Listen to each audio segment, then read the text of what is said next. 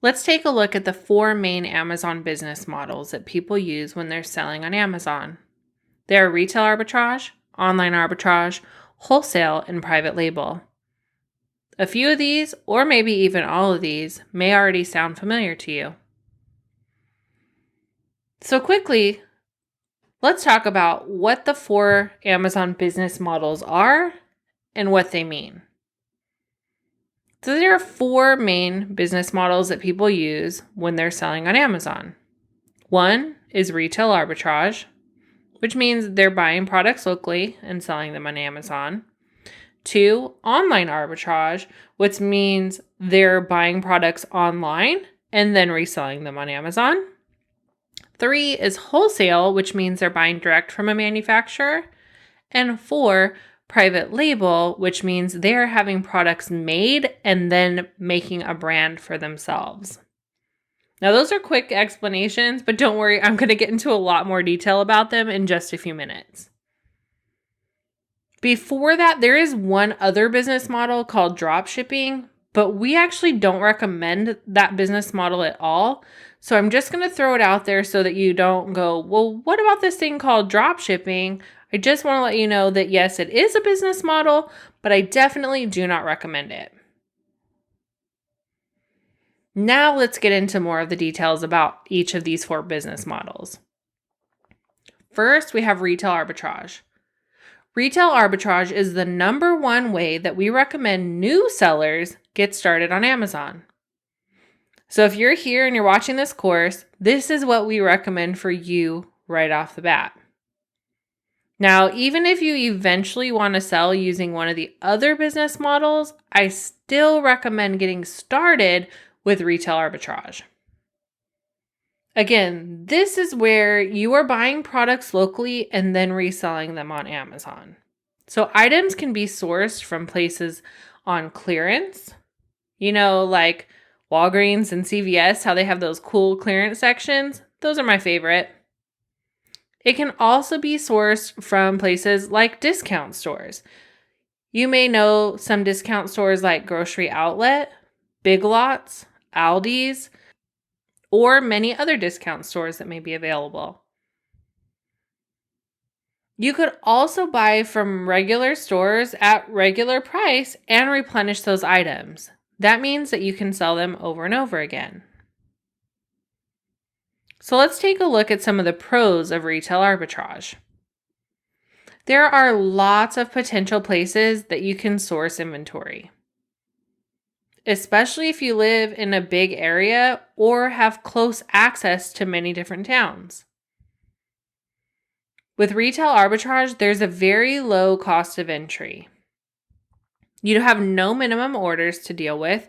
You can go into a store and literally buy one of something if you want. That would not seem weird at all because retail stores are used to people buying just one.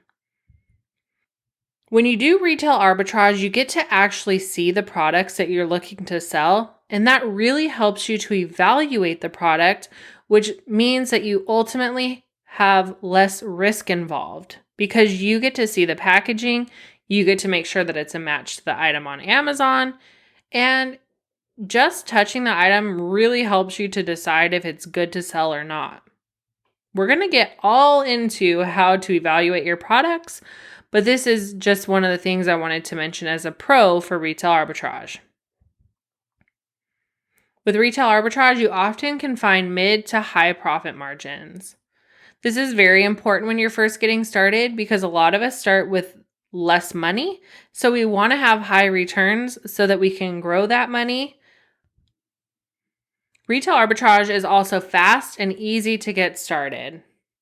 You could go to a store today, find products, and start shipping it off to Amazon tomorrow. Now, although I love retail arbitrage, and I'm suggesting that you actually start with retail arbitrage, I feel like it's only fair that I do go over some of the things that would be considered a con of this business model. These are some of the reasons why some people will eventually move on from retail arbitrage. One is that you have to physically drive to different locations. This may not be appealing to a lot of people. Some people prefer to just stay home. They don't want to go shopping at a bunch of different stores, and that's totally okay. This is not considered a passive income stream. It's a very active income stream. You have to do the work in order to make the money.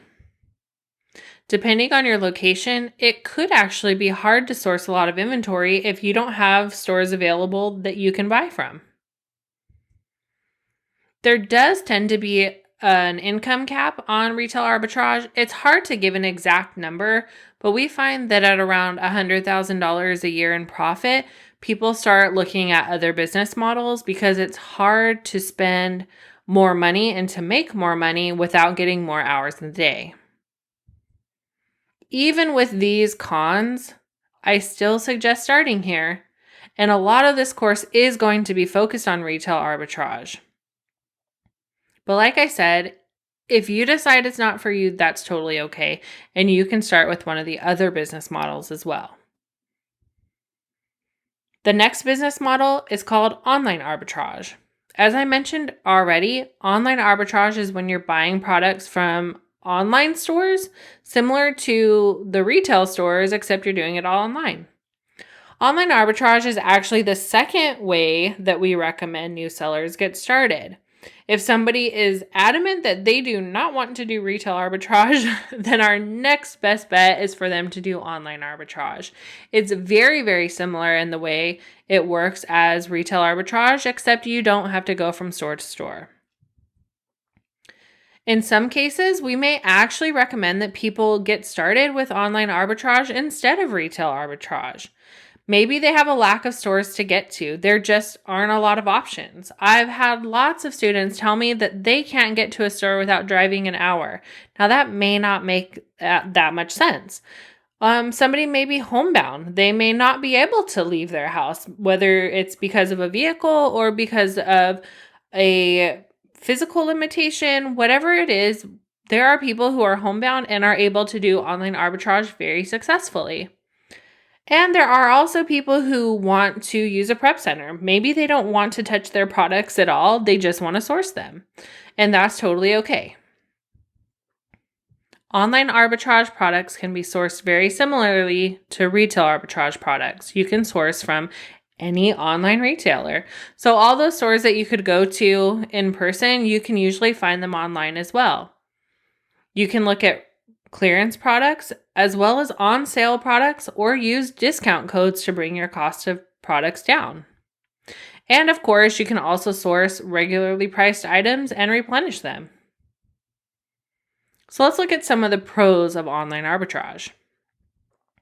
There are lots of potential stores that you can source inventory, often even more than you can source in person. I could go to hundreds of websites in a day, although it would probably take me a really long time. I could do it way faster than I could drive to all those stores. And there's stores that are available online that I don't even have in person. There's a low cost of entry when it comes to online arbitrage. It's just like retail arbitrage in the fact that there are no minimums to order. Now, sometimes you do have to order a certain amount in order to get free shipping, but it's not like a store is going to make you order 5 or 10 or 100 of anything, which leads into no minimum orders. Just like with retail arbitrage, there's a mid to high profit margin. Sometimes it's harder to find the higher margins, but because you can source from so many different places and you have so many more products in front of you, it's easier to take a lower profit margin and make it up in volume. One big pro is that items come directly to your house in the right sized boxes. Sometimes we find really large things or random size things, and if we order them from an online store, they come nicely packed. Hopefully. One thing I really like about online arbitrage is there are a lot of tools available to help us evaluate inventory. You'll see in the online arbitrage section where I show you all kinds of extensions that I use and automated sourcing tools and things that help us find inventory much quicker than if we were in a store on our own. Another benefit is that we can source products online at any time of the day or night. So if you can only source when your kid's taking a nap or after everybody else in the house has gone to bed, then online arbitrage makes perfect sense. Just like I did with retail arbitrage, where I listed some of the cons, I feel like it's only fair that I tell you some of the cons or things that maybe aren't so positive about online arbitrage as well. Here are some of the reasons why online arbitrage may actually be harder than retail arbitrage. First, it's a little bit more difficult to learn because of the sheer volume of available resources.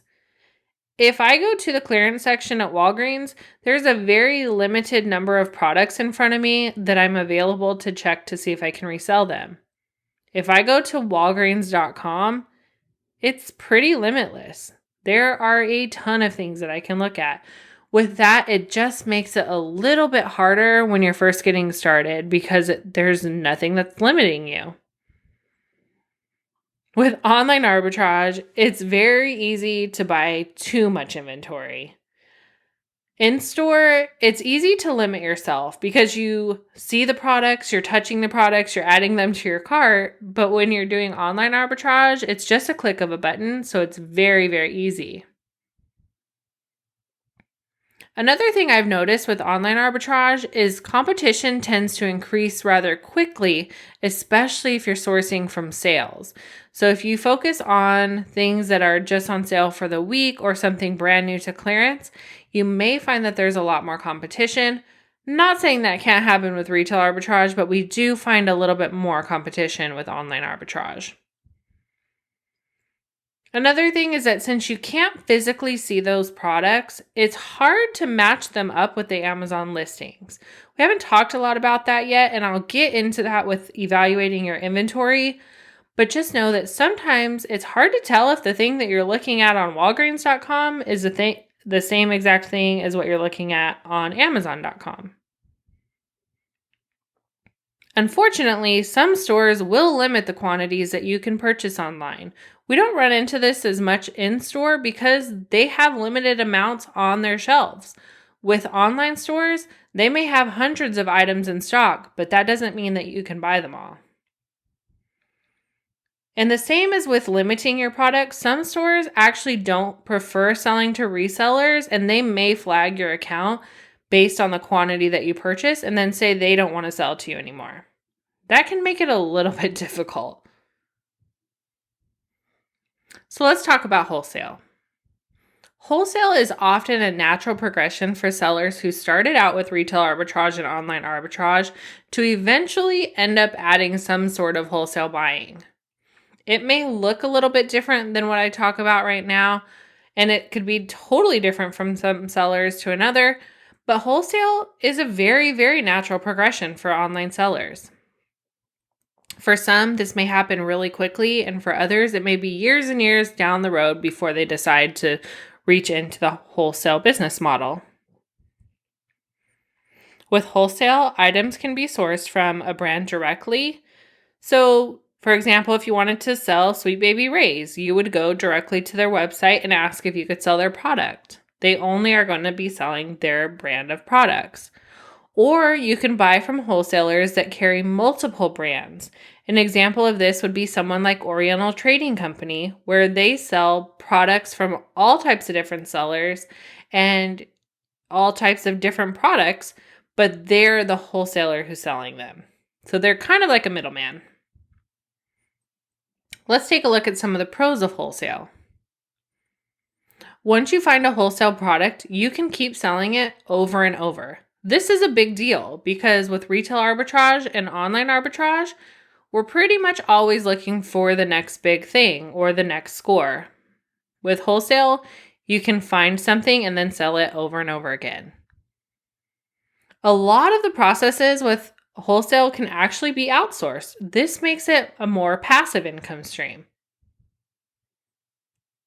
Just like with online arbitrage, products do come directly to your house in the right size boxes, and they're usually in case-packed boxes where each box has a certain amount of the same exact product. With wholesale, it's very easy to use a prep center if you want to. which means it's even more passive because you don't even have to package the products. And just like with online arbitrage, there are quite a few tools available to help you evaluate the inventory to see if it's profitable, to see if you should consider selling that product, or to even help you find wholesalers to begin with. There are some ways that you can automate or have help finding inventory as well. And just like with online arbitrage, you can do your sourcing and evaluating at any time of the day or night. Now, if you need to call somebody, it may not be available all night, but with most wholesalers, you can see their catalog of products at any time of the day or night. And you can also get bulk discounts on some products if you buy high enough quantities. So the biggest pro of wholesale is that you can often scale to much higher sales volumes than you can with retail arbitrage and wholesale. Like I said, I often find that with retail arbitrage and online arbitrage, people kind of cap out at around $100,000 in profit.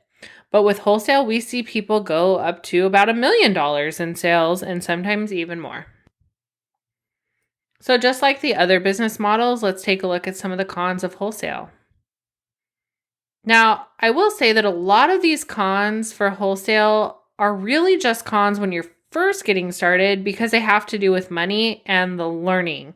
So as you get going, they may not still seem like a con.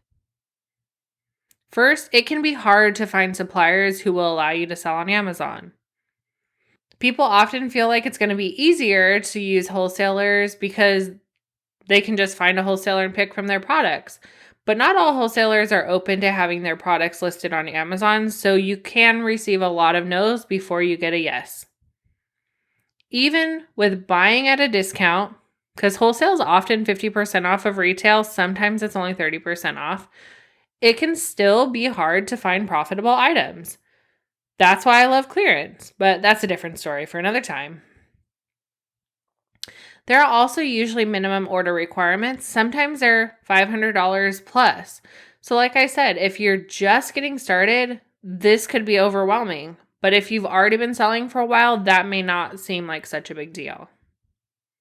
Unfortunately, you can often have lower profit margins than you would find with typical retail arbitrage or online arbitrage. But the difference is if you're at that growth mode, you may be able to take the lower profit margins just so that you can get higher volumes in sales. All right, so let's talk about private label. This is the last of our 4 business models. With private label, it's where you are taking a product and creating a brand around it. With private label, it has become very, very popular in the last few years because it's one of the business models where people get to flash huge sales numbers. So if you hear people talking about their millions of dollars that they sell on Amazon, that's usually private label. But in my opinion, it's one of the more risky business models that there are, at least for somebody who's just getting started. Again, I just want to reiterate, I do highly recommend starting with RA and OA and then doing private label once you have a very, very good understanding of how the Amazon atmosphere works. I've seen many, many people be very successful with private label, but I've also seen people lose a lot of money. With private label, your items can be sourced from a manufacturer in China. A lot of times we look at Alibaba or AliExpress. Or you can even find US-based manufacturers to make your products for you. Sometimes you can even buy directly from a brand and they will just put your label on their product. Some of the pros of private label are once you find a winning product, you can sell that product long term. So you're not having to go out every day looking for the next big thing. Although you probably still will want to with private label because you'll just want to build your product line. A lot of the processes can be outsourced as well. Again, just like with wholesale, it is a more passive income stream. You have items that come directly to your house, or you can use a prep center. So if you don't want to touch the products at all, you can have somebody else do that all for you. There are a lot of tools available that will help you evaluate products that are made specifically for private label. So they help you determine if a product has good potential or not, or if it's worth even looking into further. There are lots of ways that you can automate or get help finding inventory, and you can source at any time of day or night. So those are very similar to what you get with wholesale and online arbitrage as well. Again, with private label, just like with wholesale, if you buy big enough orders, you can often get discounts on them. And one of the biggest pros of private label is that you're actually building a saleable asset. This can be true with wholesale as well, but it's mostly well known with private label. And on private label, the earning potential is very high if you do it right. All right, so some of the cons of private label. Again, just like with wholesale, these may not seem like cons right when you get first started. But as I mentioned before, I do think that private label is one of the more risky business models, and this is mainly because you're selling products without a proven history. When you're selling a product wholesale or you're buying it from a retail store, people know, like, and trust the brands already. With private label, you're taking the information off of a well-known brand and trying to recreate that with your own brand. Unfortunately, it can be hard to find winning items. People often spend a lot of time looking for products for them to kind of flop. Competition on Amazon with private label right now is very fierce. It's a little bit different than with retail arbitrage and online arbitrage, where maybe a bunch of sellers are all selling the same exact product. With private label, they're selling very, very similar products, but they're all on different listings, so there's no sharing of the buy box. With private label, you also usually have pretty high minimum order requirements. Usually it's around $500 or more. A lot of times it's a minimum number of units. So depending on the price of the product, that's going to determine how much your price point is for the order. Now, one of the bigger cons of private label is that it is a longer lead time before you actually get to sell your products, because a lot of times you're ordering stuff from China, so it has to ship to you and it has to be made. So it does take a little bit of a longer time to get those items on Amazon and selling. Many sellers often need to give away a lot of their products in order to get them selling. This means that they're doing a bunch of promotions, they're doing pay-per-click ads, and they're just really trying to get traction or keep that traction. There has to be something that sets you apart, and a lot of times it's giving away your products that help you get in front of new people. The reason why this is listed as a con is because it costs a lot of money. I often see that people don't make any money on their initial batch of products, and then they start making money on the next batches. So how do you choose the best business model for yourself? All 4 of these business models have pros and cons, and I tried to do my best to list them out for you. There may be a standout business model to you already and something that makes sense for you, and it's going to be different for different people at different stages of their selling on Amazon career and at different stages in their life. Just because I prefer one way of selling on Amazon doesn't mean that another business model is a bad choice. I'm here to support you with whatever business model that you choose, and you're going to find almost everything in this course helpful for all of the business models. I just want you to evaluate what you're wanting from your business and choose the one that best fits for you. The good thing is that you can switch at any time, or you can just do them all if you want. I don't recommend doing them all at once when you first get started. I do recommend that you give yourself time to learn each one before moving on to the next one.